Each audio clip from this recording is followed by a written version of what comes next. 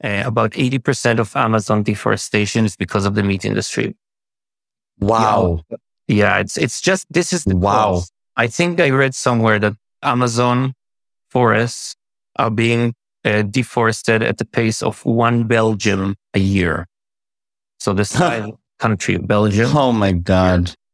And this is done just to be able to produce more and more meat. Unbelievable. It's unbelievable.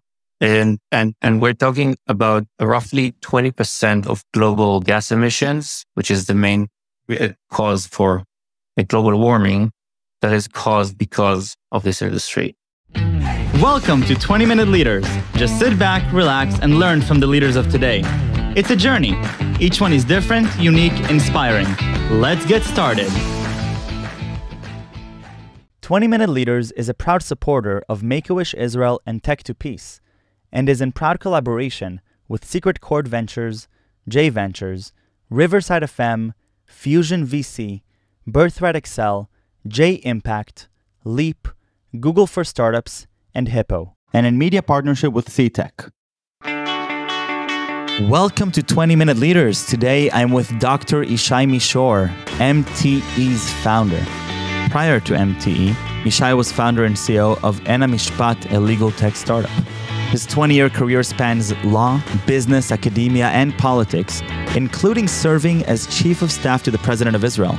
Yishai holds a PhD in law from the University of Oxford and was a professor at Oxford. If you're interested in the future of meat and Meat.The End, this is Yishai Mishor.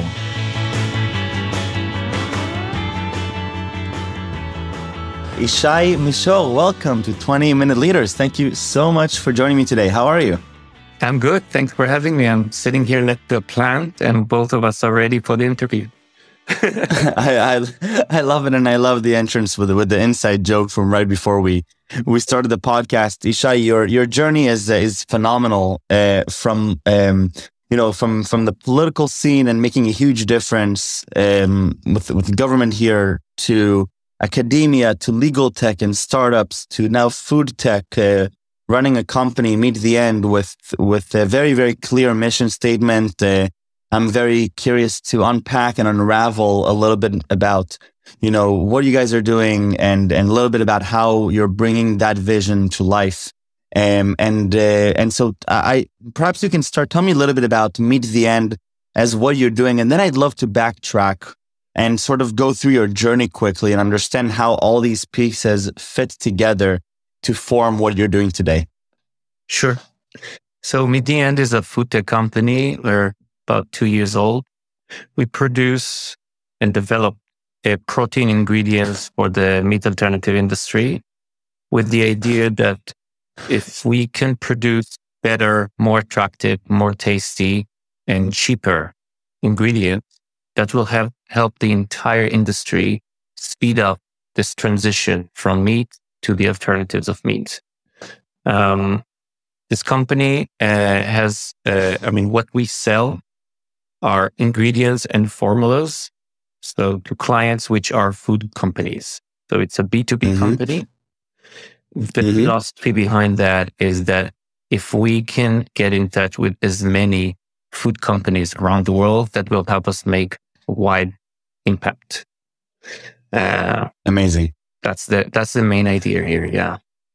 Well, there's a lot to unpack from this main idea, and before we do that, take me back to some of your previous experiences, and I'm really curious to hear them in the context of what you extracted from those experiences. What you learned as a leader yourself, whether it be as chief of staff to the President of Israel, doing a PhD in law from University of Oxford, lecturing there, to running your company, Ein Hamishpat. So let's go through some of these experiences, Yishai, and share with me a little bit about what qualities or what lessons you've learned that made a profound impact on the way that you are a leader today. Okay, well, I studied law and economics for undergrad in Jerusalem, and what always attracted me was the macro questions in studies of economics as well as in law. So always looking at, I always found big picture to be really intriguing. Um, I did my master's and my PhD in combination of macroeconomic theories and constitutional law. So again, from the legal and the economic perspective. And I was always very drawn into places where you can use deeper thinking and planning, in one word, strategy, to make our lives better. So how planning can affect through politics. Yeah. So our social policy, economic policy, education policy, and so on. And so that was kind of like the first step I did as, right after graduation. I worked for about a year in the Israeli Supreme Court. I was very lucky to be the last clerk for Aharon Barak, who was Israel's Chief Justice of the Supreme Court, like the mythological judge in Israel. And right after that, like there was a weekend of rest, and right after that, I went to work in the Knesset, in the parliament. And the reason why I'm using this, it's for me like the start of a kind of a really crazy professional story, because the difference between working in the court and working in the parliament is all the difference that you can think of when you think about public policy. In the Knesset, I did several positions of strategy and management. And what was always really interesting for me is to see how you can, again, as I said, how you can generate plans for policy and then see them, going through, identifying the problem and thinking about solution. And then, and then I hit reality. Then there was like this big brick wall called reality, which in politics is a very, very hard wall to hit. I heard the reality coming in right now. It was an aha moment. Yeah. There's someone really smart that I love, the guy who wrote it's called in English? Hitchhiker's Guide to the Galaxy? Galaxy, yeah. So in the second book, the one about the restaurant at the end of the universe, says that it's Douglas Adams, right?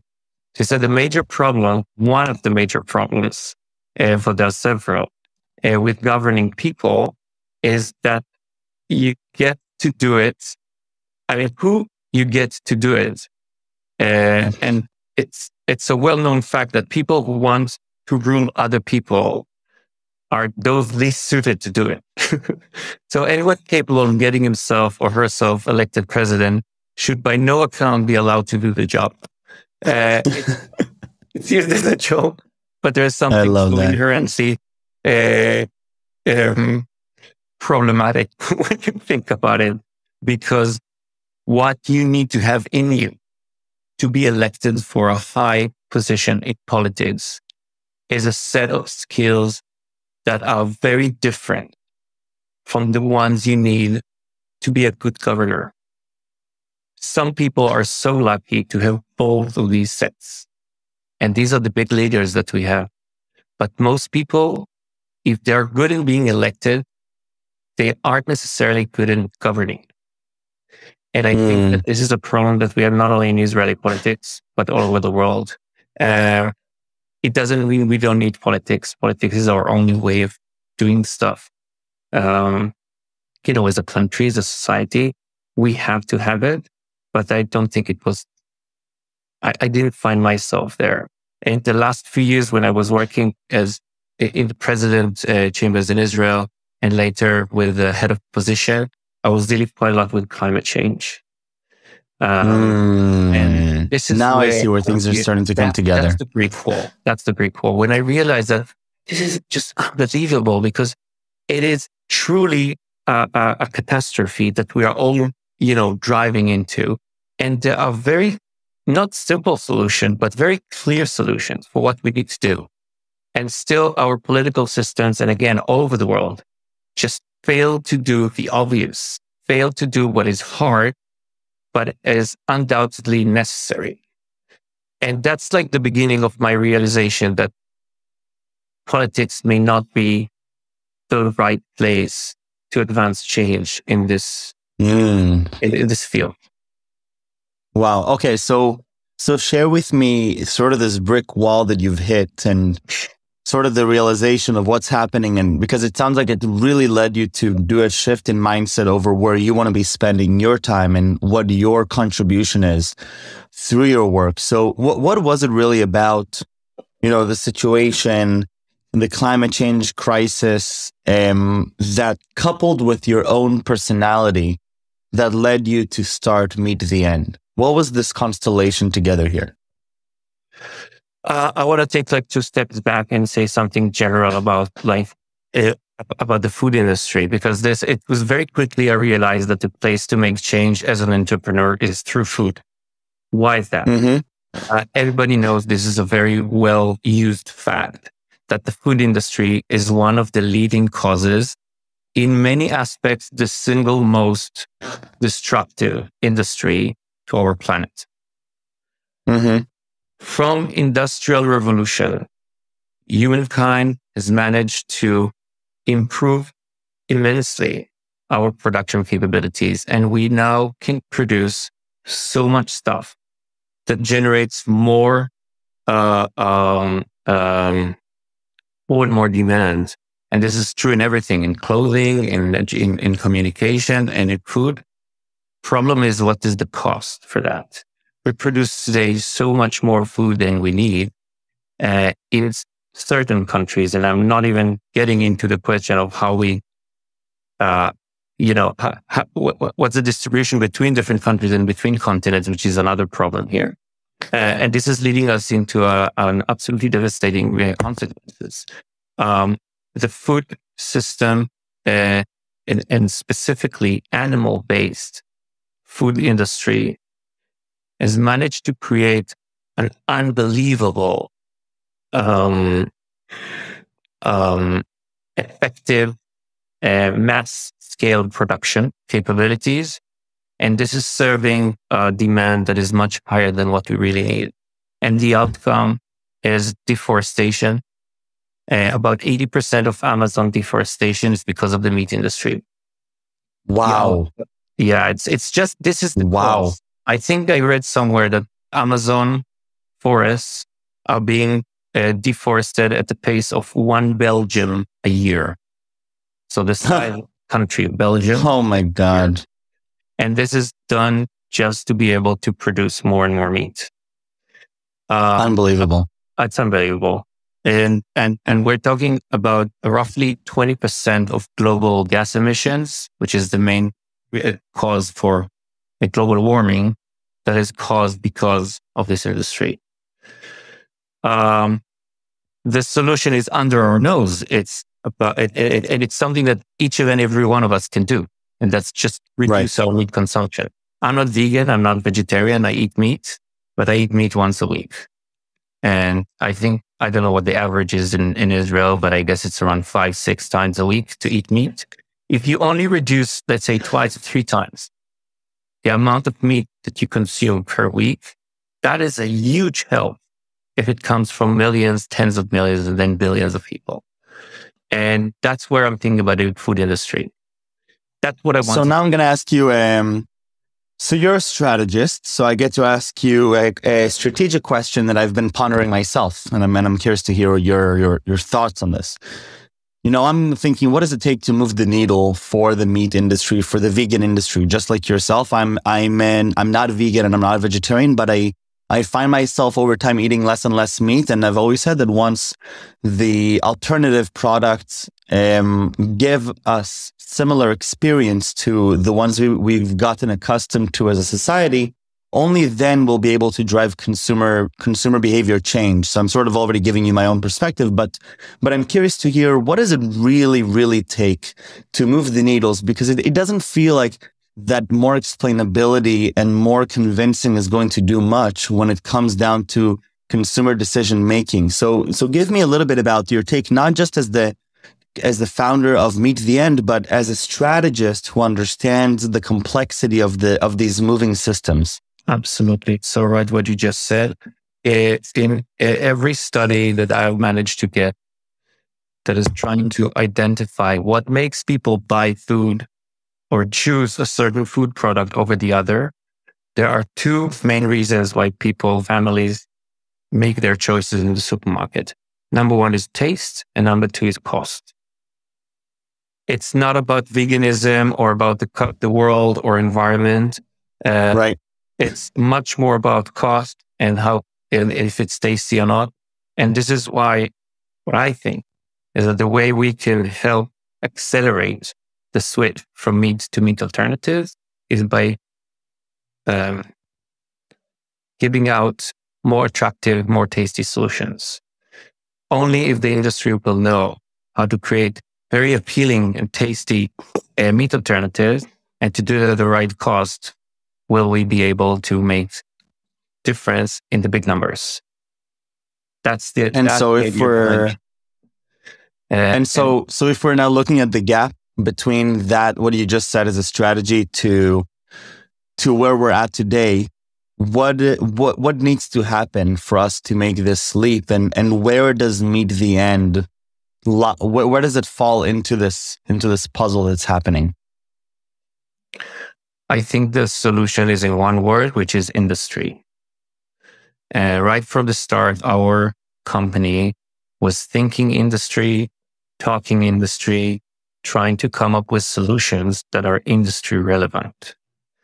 In the food business, in the food tech business, especially if you're doing innovation, you begin with lab scale. Think of the difference between a kitchen where you make a cake and your kitchen and a factory when you produce tons of that thing every day.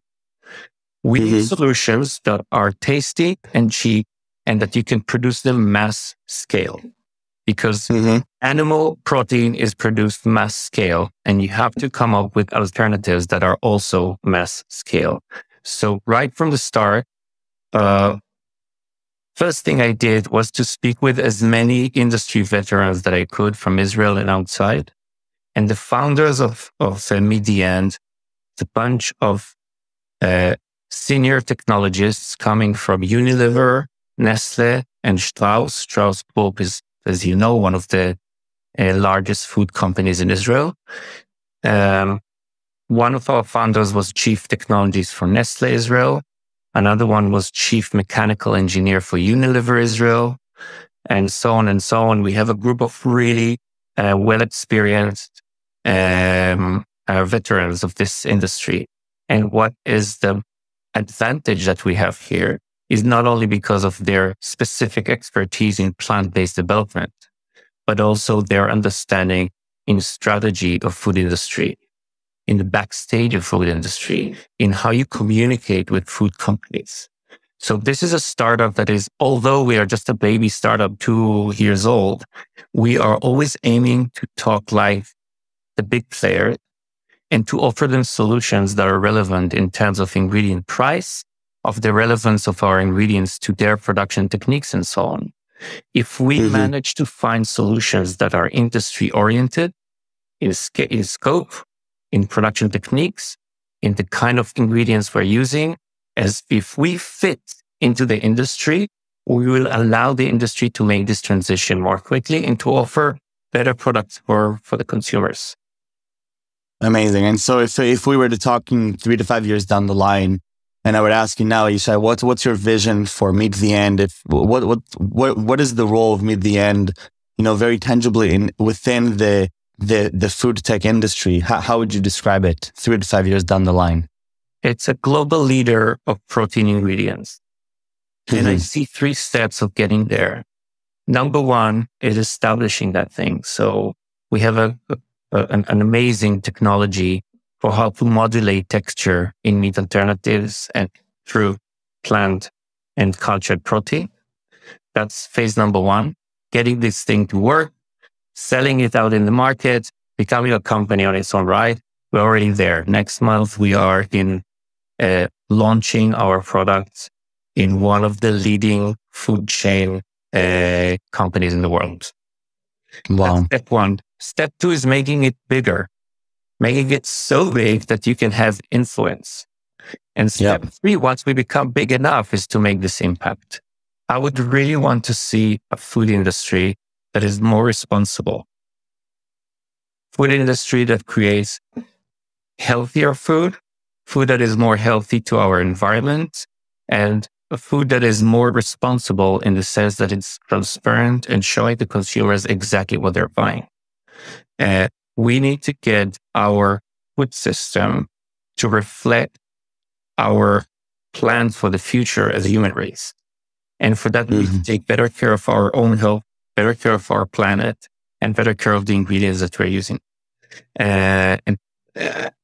The way to get there, I think, is to focus on the ingredient side of the food system. So B2B, backstage. Something I learned is that all those food companies that we know, the big guys, Nestle and Beyond Meat and Unilever and Hello, these companies are creating marketing and distribution and demand. They are experts of understanding what the consumer wants. But in the end, the companies that make food are the commodities companies. So the companies in the back, those who sell sugar and corn and flour and so on and so on. And I think that a way to make this industry more responsible is to be involved in the backstage in the B2B industry. I love the intent. Yeah, it sounds like you've given this a lot of thought, and you're being very intentional and strategic with what it means to become a game changer here, not just for selling purposes and to succeed as a startup, but really to shift what this industry really needs from the backstage, from the backbone, as you mentioned it. And Yishai, I wish you best of luck with Meat.The, with what it sounds like is a real mission for you to make an impact, following some a really interesting journey that led you there, and there's so many also pieces in your journey that we didn't even get to. So it's even more interesting. So Yishai, best of luck with Meat.The. Thank you very, very much. Stay safe and stay healthy, and I look forward to following the journey. Thanks, Michael. Bye, Likot.